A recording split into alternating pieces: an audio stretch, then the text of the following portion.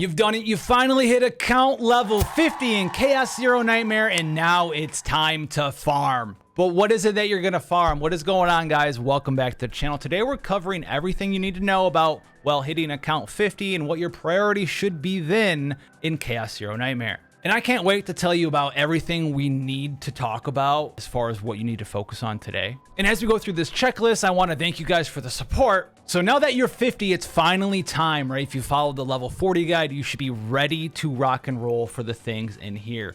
And like we talked about beforehand, now is the time to go after memory fragments. Now there's going to be two ways you guys can do this. One way is only available to you if you are, well, going to be putting a fair amount of time into the game as far as running chaos, because there's two ways to get access to memory fragments, and one of them is actually a little bit more efficient. So if you go ahead and you just do the simulation, right, and you farm up some memory fragments, you can get a couple of memory fragments at account 50, especially if you're in here and doing like the level 10 ones that show up. The easiest thing for you to do is support the channel by checking out the link in the description below. You're gonna get a free legendary champion as well as up to $200 worth of free goodies. And don't forget, up to 3 awesome epics as you level up inside of Raid. And be sure to use the code Desert Queen to get access to your new free legendary champion in the form of Tahana Rock. As always, this helps the channel out so much, guys, so be sure to check that description down in the link below and join me in Raid today. You can get 1 to 2 per 60 energy. However, if you're doing a chaos run, every time you defeat a boss, you have the option to spend one of your chaos tokens, and it gives you, I think, well, you're 50, so it'll give you 3 legendary memory fragments that will be from different sets. You'll see a 4-piece bonus mixed with a couple of 2-piece bonuses, and they're not sectioned off like they are in the memory fragment training ring, which is a very big boon for you because you really haven't worked on too many things. Maybe you worked on, like we talked about a little bit, getting the right main stats at level 40. The big one that's going to be very energy efficient for you is to just run chaos. If you see a set that's 2-piece or a 4-piece that you need that piece for, spend the energy there. You'll spend 60 energy. Even if you don't have a chaos token, you can spend 60 energy, turn it into a chaos token, and get more bang for your buck there and work on multiple sets at the same time. However, if you're not going to be spending time in there, then it's time to start picking different memory fragments for you. And one big one out there that I'll touch on in this video, I'll go more into it about in a video about crafting memory fragments and stuff like that. But even at account 50 and you're leveling your characters to max level, a lot of the 4-piece set bonuses, even though they just buffed them, while they're pretty good, they're not like absurdly insane. So this leaves us with some of the 2-piece bonuses that are going to be very good to farm up, both inside of the training range here or keeping an eye out for them in your chaos runs. Some ones that are very nice for you are going to be like this damage 25% bonus, because they're going to start working on our substats. We're going to get higher crit rate. So this is going to give us a nice little damage bonus. Even as something as simple as the attack percent 2-piece set is amazing here. If you're having someone in your party use a Tressa team, whether you're doing like Tressa Hugo or Tressa Mika Cassius, having the Curse Court set on anybody inside of a Tressa team, you're going to have agony everywhere. So this is going to be a phenomenal way to boost your damage up with this 2-piece setup. So keep your eyes out for the 2-piece set bonuses. Don't worry too much about the 4-piece sets, but if you've been working on them, they kind of start falling into your lap. You have some 2-piece sets ready to rock and roll. You want to finish up a 4-piece set. After you've done some chaos runs, you've gathered some memory fragments that look good for you. Then it's time to fill in the gaps. Come into the memory fragment training dungeon. Spend some energy here, maybe refresh 1 or 2 times, see if you can get lucky there, and then finish filling in the gaps afterwards with your ability to put the ones you farm together into the sequence with your ability to start crafting memory fragments. You can craft them pretty easily. We've gotten a lot of login rewards, and if you've been saving your stuff like we talked about in the other previous videos, which maybe you should have watched, you're going to have a fair amount of traces of memory to start crafting stuff. Now the big ones here, if you're looking for the right hand side, you're going to have to also use one of these multi-dimensional alignment materials, which is like it's not like a monthly thing, but it's like a limited time, either like a monthly reward or an event reward thing that allows you to craft percentage main stats of your choice. So the big ones here are going to be like the neck, as well as the little goblet thing over here that allows you to get like a damage percent bonus main stat on the goblet, or you can get a crit chance main stat, which could be big for us here on the neck, and fill in your gaps there first if you need to, and then craft up the other ones over here that are pretty easy there.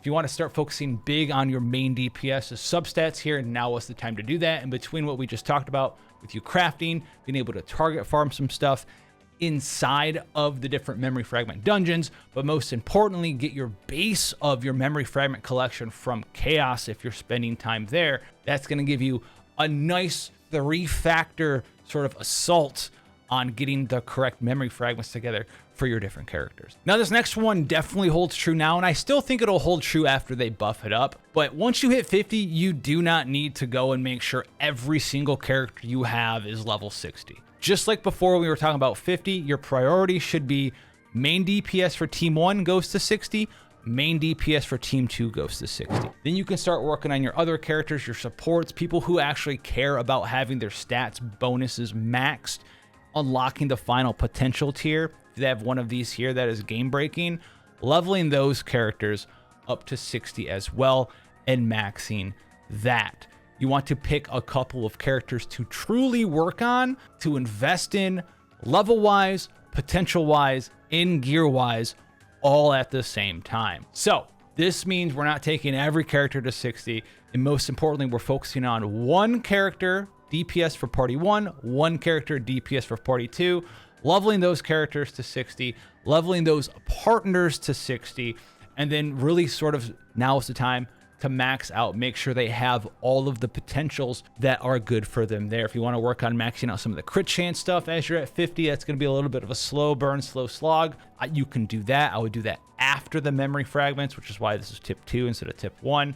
But make sure you're focusing on those two things first. They're reducing the cost for leveling characters. It's true, but you're still going to have to focus on leveling potentials for characters, leveling memory fragments for those characters. So you're still going to be picking like your all-star DPS 1, your all-star DPS 2, prioritizing those 2 people first, and then working on the 4 supports for your main 6 people. And if you've been approaching level 50 and you really haven't spent a lot of time in Zero System, or you haven't spent a lot of time in different Chaos manifestations, this is the time that you absolutely need to be doing so. Now, Zero System's a big one. If you're playing since Season 1, you're going to be able to get a lot of the different stuff you need to craft codexes and level your different things inside of the codex as well, just from playing some of the season, because the bosses are giving you seasonal benefits. But if you haven't come in here and leveled stuff up yet, you want to finish leveling up, take a break from the season, come in here, max out as much of this stuff as possible, fully finish this up, and make sure everything on this board is maxed out. This is going to give you an easier time in Chaos, and it's going to give you an easier time so far every season that comes out in Chaos Zero Nightmare that we know about, because they permanently added the upgrade system from Codex Zero System into the seasonal content that's going to be released with Chaos Zero Nightmare. The other thing, if you haven't spent a lot of time in here, you can find different rewards that you might want to unlock that might game break your build. For instance, I play a lot of Casa, Mika, Tressa, and Psionic Combat Suit was something I wanted to have access to. So go through here, find something that is a piece of gear that you might think would be very nice for your team composition, and make sure that you're focusing on leveling up the exploration record, which makes sense because I play a lot of exhaust cards and I don't have a lot of ways to shield my team in that team. And this was something I wanted to go unlock, and that's something I went and did for myself. It might be a different zone for you that you want to come in here and unlock, but for me, it was that one, and I didn't particularly care about a lot of the other ones, and I've been spending my other time in Zero System as well as in this seasonal content. But make sure if there's a piece of equipment that unlocks from exploration there, you can unlock it there, and you can even gain access to it in other things like Zero System on other planets as well, like in the seasonal content, which is a nice benefit, and it's going to help you min-max your save data builds as you just keep playing the game. Now, this is a big one that I think I might get a little bit of flack back, because I said it's time to pump the gas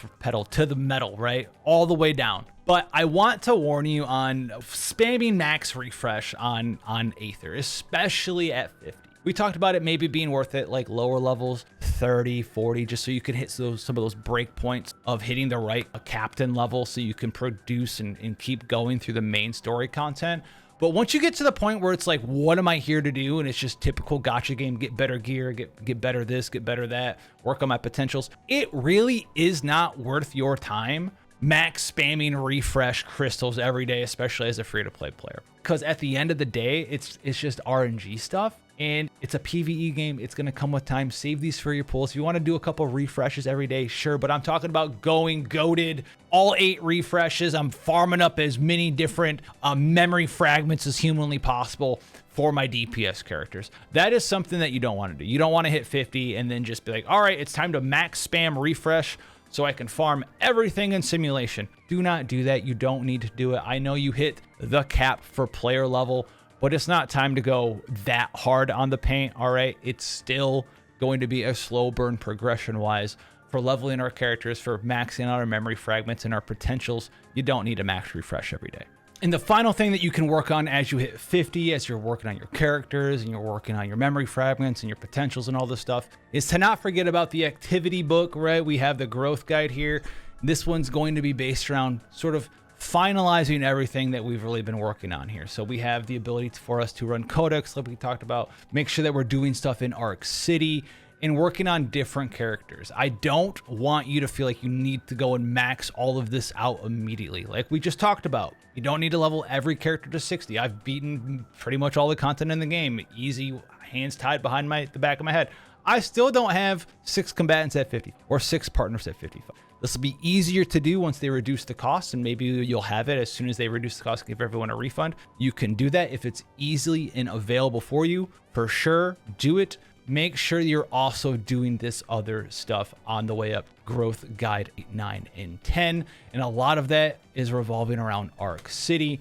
And the final tips that we talked about in the level 40 guide still apply. We don't want to go be doing all of the content, running codex, running the season content, running chaos all of the time. I'm going to put this in every video until you guys get it through your minds, okay? If someone shows up in the hospital center, the Apion center, you do not need to immediately heal them. The game will store 10 save data decks from doing multiple chaos runs with broken people. You can leave them in here for 10 runs. So if you're worried about miscounting, do 5. Do 8, do 7, whatever. Pick your main team for the day that you're running through chaos. Have them sit in here the whole day. Come in here. You'll be able to counsel each of them one time. Spend your 3 counselings, which will leave you with an extra one if you're at 50 like I am. And you'll be able to get access to all of the save data you did for that day, all up to 10 runs for each person. And you won't have to come in here,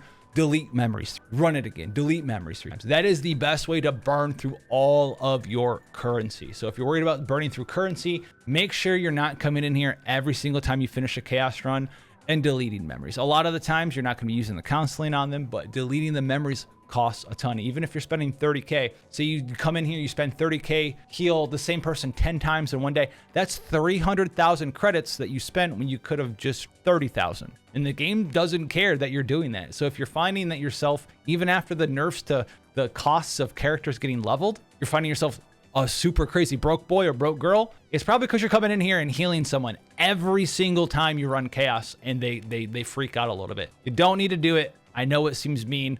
Leave them in here, let them rot for a bit, come back and save them at the end of the day. With that said, guys, thanks for coming and spending just a little bit more time here with me today. Make sure you check out the description below to help me out with our sponsor, and I'll catch you guys in the next one.